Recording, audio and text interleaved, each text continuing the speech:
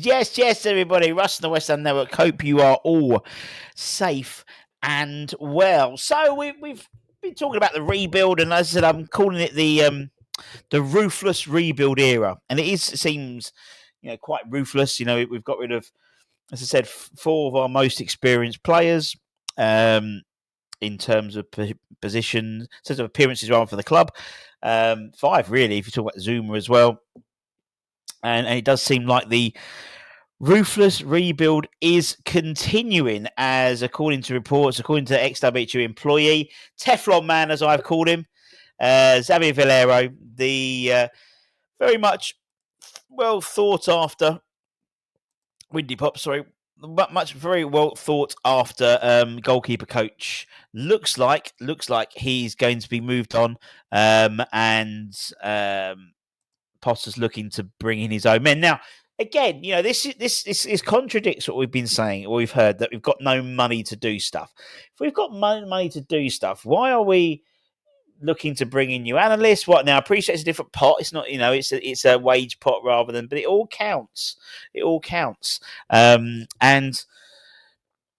we're looking to bring in more backroom staff. Obviously, we spoke about Defoe last week, and that's now been drip fed back out to people. I don't think that will ever happen. But it does seem that Potter wants his own men in terms of his backroom staff, including the goalkeeper. I mean, to be honest, Xavi Valero, he has, I call him Teflon Man because he was brought in by Pellegrini, and he managed to keep his job when Pellegrini lost, was sacked rather. Then Moyes kept him, and he kept his job when Moyes left. Lopetegui kept him, despite Lopetegui being a goalkeeper by trade.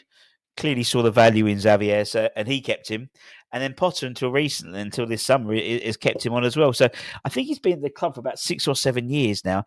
He's very popular. His role ever increased through his tenure at the club, so much so that he was the man who would get the manager, who was like, he'd get the subs and he'd write them down and he'd pass them to the fourth official and sometimes do the board.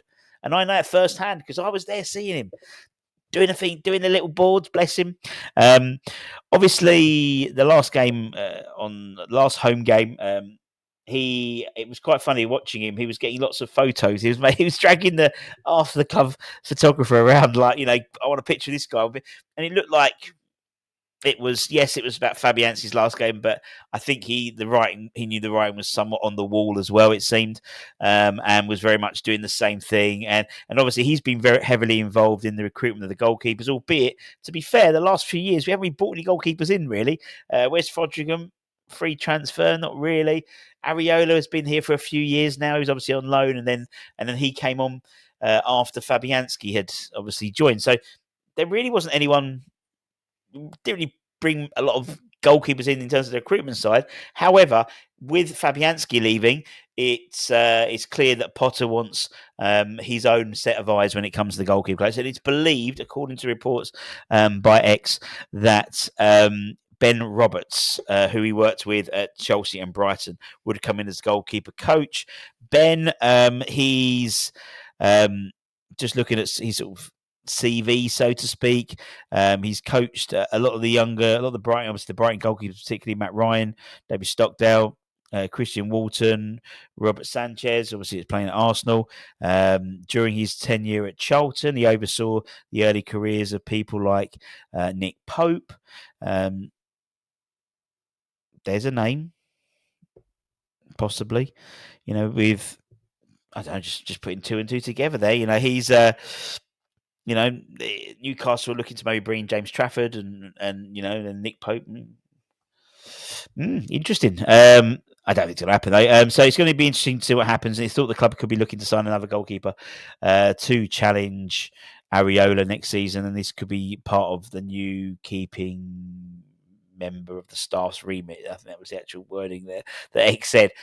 But again, it's the ruthless rebuild, and that alongside with people like Antonio, people like we'll talk about in a minute, but people like Soufal and Cresswell and Fabianski, and not necessarily Zuma and Danny Ings, but there's this sort of ruthlessness to try and he's well the highway, and I to be honest, I actually quite like that.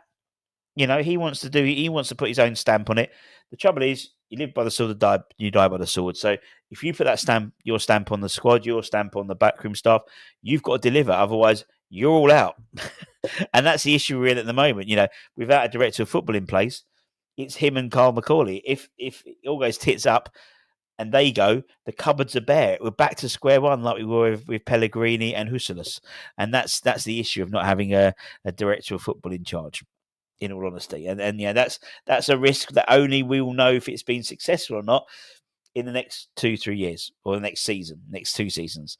However, the ruthless streak hasn't quite. It's not. It seems to pick and choose when we want to be ruthless, because, as I said, we've got rid of 4 players already, 5 including Zuma.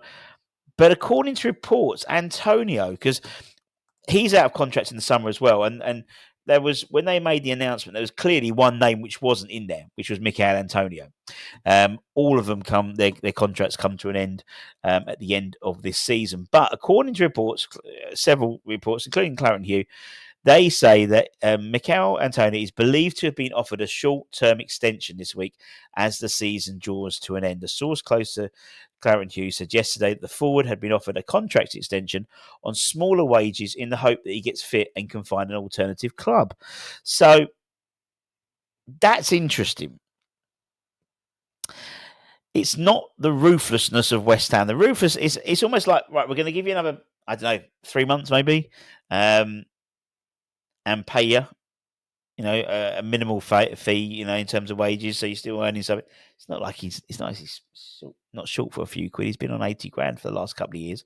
But the club source is not convinced he will sign an extension, telling the publication he has a number of alternatives.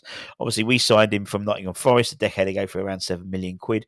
He's made 268 appearances for the club, scoring 68 goals and 33 assists during his time at the club. Unlike the others, Potter's been asked about Antonio the last few press conferences, and he's called it a complex situation. We know that Antonio wants to get as fit as possible, and wants to be playing professionally again.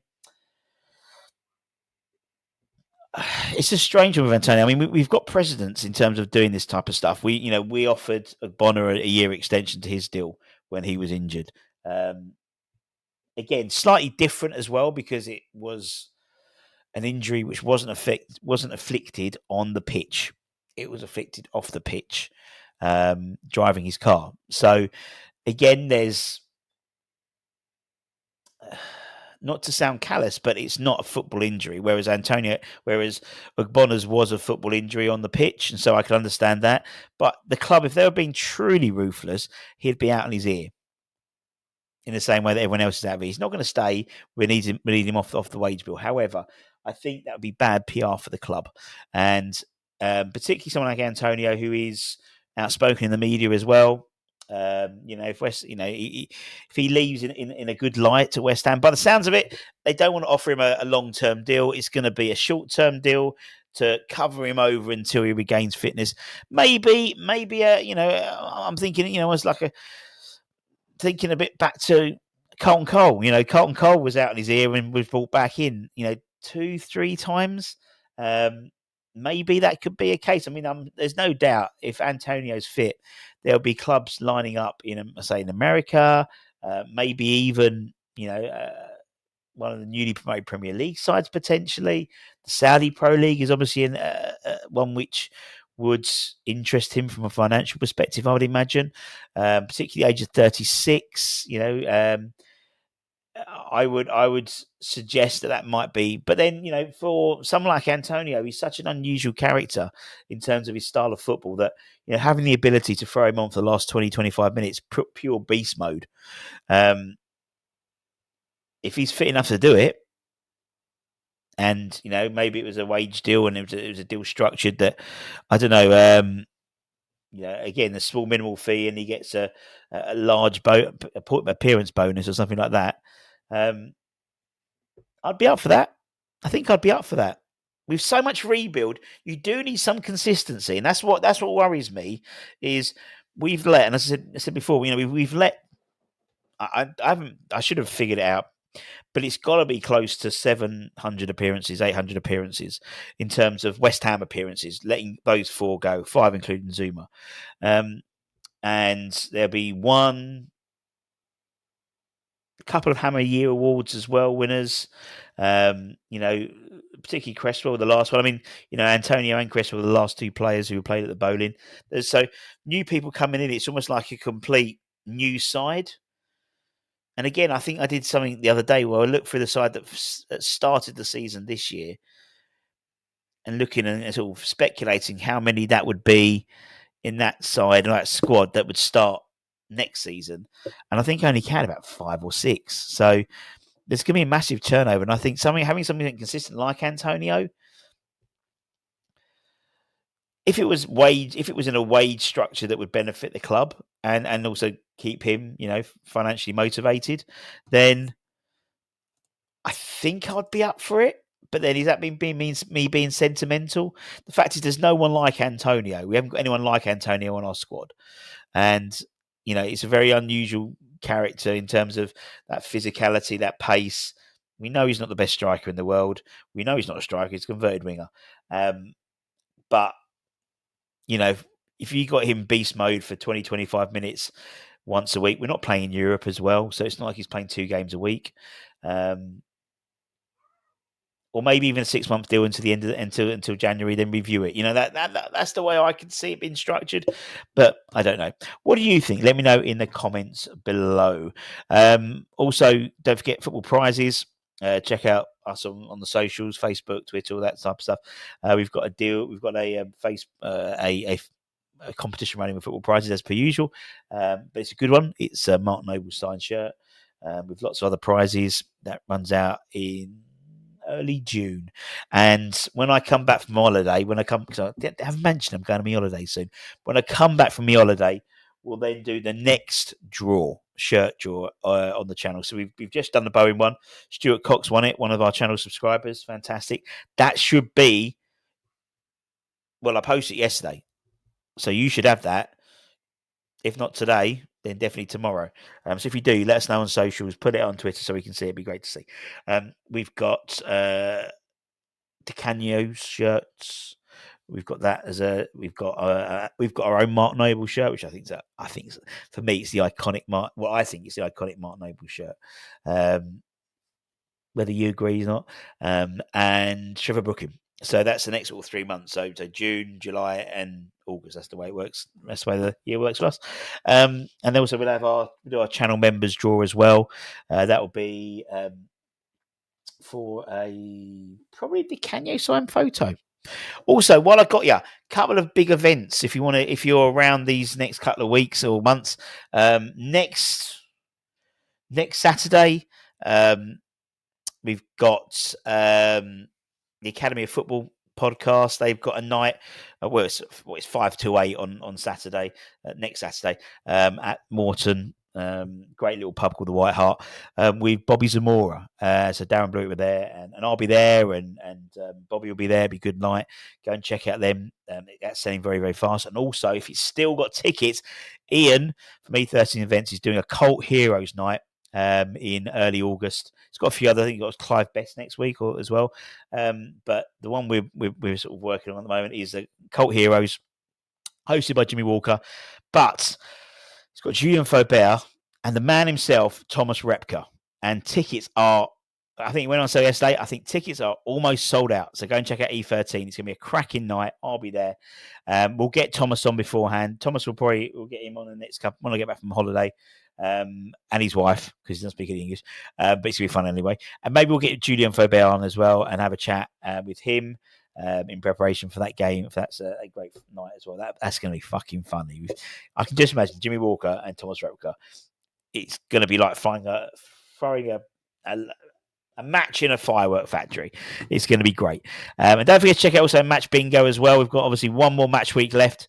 Get your dobbers and dabbers and get your bingo sheets for that. And obviously they're sponsoring the channel at the moment for this season. And hopefully if you guys kindly download that, if you're in the UK and you're over 18, 18 and over, it will go a long way to hopefully being channel partners next year. And because of that, we can then do more of the shirts. So it always the circle of life in terms of how these things go. Anyway, have a great rest of the day. Take care. Stay safe. Stay warm. Stay humble. Keep the faith. And come on, you. Much love. Bye bye.